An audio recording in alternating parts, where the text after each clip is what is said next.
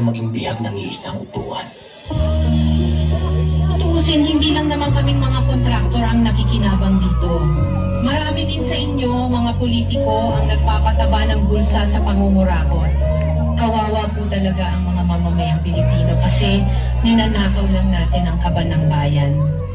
Sinong umaahon, tayo ba o sila? Mga hindi nila habang magkano ka ba sa laban pa? Kaya ako mga kaya inumunto na naman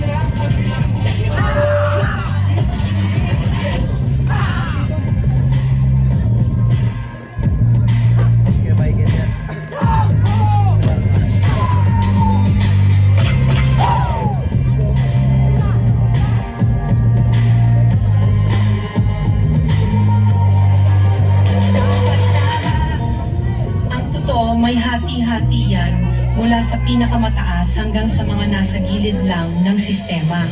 Sa patuloy ng pagdinig sa Senado sa mga diputado, kinurakot na proyekto ng gobyerno, 491 projects. Dapat alam na batin natin ginagawa, paulit-ulit na lang na ito ang bagong simula. Simula, bakit walang natatapos at nasa bali lagi tutulog ng swelas ng sapatos. Ilang beses na ako, pati natin subukan at tulungan at umako, bumahagi sa bigat na matagal na natin pasal pag tayo ng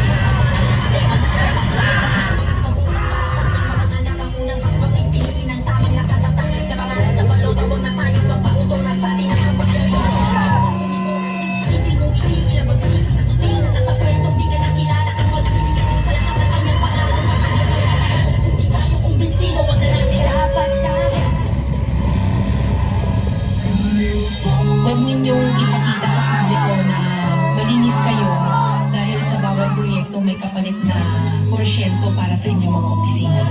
Tingnan ninyo rin ang mga pangalan na nakaupo ngayon at lalo na sa mismo mga nagpapalakad ng gobyerno.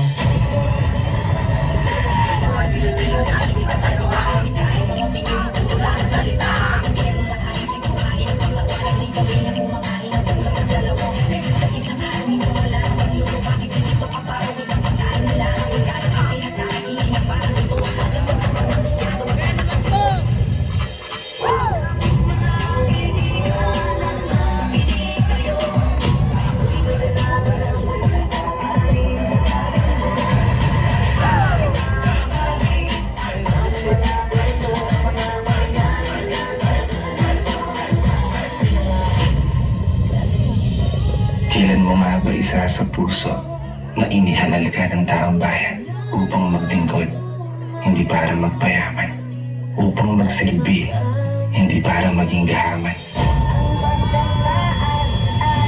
Nakakapagod na maging mahirap.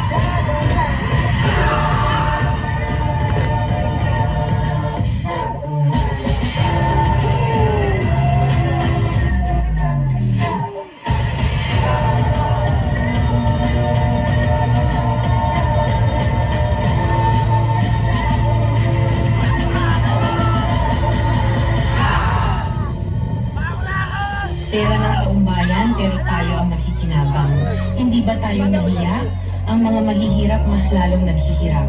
Kaya tama na ang pangungurakot natin.